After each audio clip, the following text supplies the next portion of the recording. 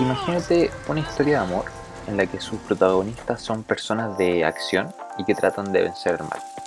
Pero ahora llévalo a la vida real, a los años 80 y a un país como Chile, en medio de una dictadura. El resultado, Tengo miedo torero. Sin duda la novela más reconocida del ya fallecido escritor chileno Pedro Lemebel. La escritura también es un bordado, ¿te fijas? Bordar subjetividades, bordar sueños, bordar utopías. Bordar en el caminar, en el desplazamiento múltiple de esta ciudad. Quizá ya conozcas algunas de sus obras o quizá no, pero sí o sí debes conocer a Lemebel y lo llamativo que resultaba ser su personalidad. Personalidad que además se refleja bastante bien en esta historia. En mi caso, llegó a mí gracias al colegio, pero aunque no me terminó de llamar mucho la atención en un primer minuto, después sí lo hizo con su reciente adaptación al cine el año pasado.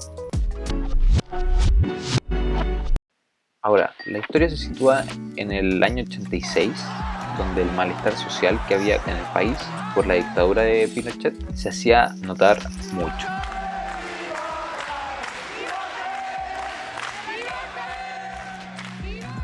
Misma razón por la que empezaron a tomar fuerza este tipo de guerrillas que buscaban acabar con el régimen mediante el uso de las armas, como el Frente Patriótico Manuel Rodríguez. Para que no sepa, el Frente Patriótico pasó a llamar mucho la atención, principalmente con el atentado a Augusto Pinochet que ocurre en ese mismo año y que tiene relación con esta historia. Estamos en una guerra entre el marxismo y la democracia. Y es cuando aparece este personaje principal más que particular, que es la loca del frente. Una persona ya de edad, pobre como muchas otras en la época, y que se gana la vida tejiendo o bordando manteles para señoras de altos mandos del ejército. Y sí, es travesti.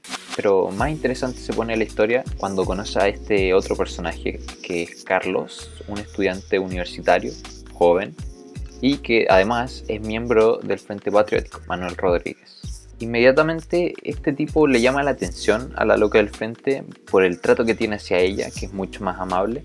Vamos a ir conociendo un poco más sobre ella, sobre su pasado, su rutina diaria y lo difícil que es ser una persona mayor y homosexual en la sociedad chilena de los 80.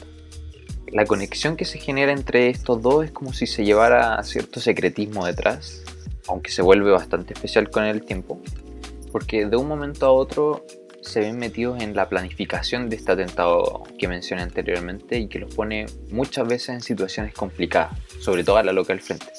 Pero no queda solo ahí, porque además tenemos que agregarle a todo esto la forma muy poética e irreverente que tenía Lemebel para escribir y que hace muy disfrutable la lectura, de verdad. También le agrega dinamismo a la narración con el juego que hace con ciertos personajes, pero eso mejor descúbrelo tú. En lo personal es una historia que me llegó mucho por el contexto histórico en el que se sitúa y el trasfondo que tiene la loca del frente. Es un personaje que creo nunca había leído o visto en alguna película, serie. Es muy interesante y al menos a mí siento que me llegó mucho su historia. Pero ¿y qué pasa con la película? Al menos en mi caso yo me quedo 100% con la novela, con el libro. Porque sí, la película básicamente es lo mismo, salvo algunas excepciones muy importantes que no puedes dejar de lado, que no te puedes perder. Pero además la novela tiene mucho más desarrollo con los personajes y te permite relacionarte de una manera especial con ellos. O sea, se sienten experiencias distintas al final. Eso sí, si puedes verla, vela. Tampoco es una pérdida de tiempo y además se puede disfrutar mucho con un gran actor como lo es Alfredo Castro. Pero idealmente hazlo antes de leer el libro.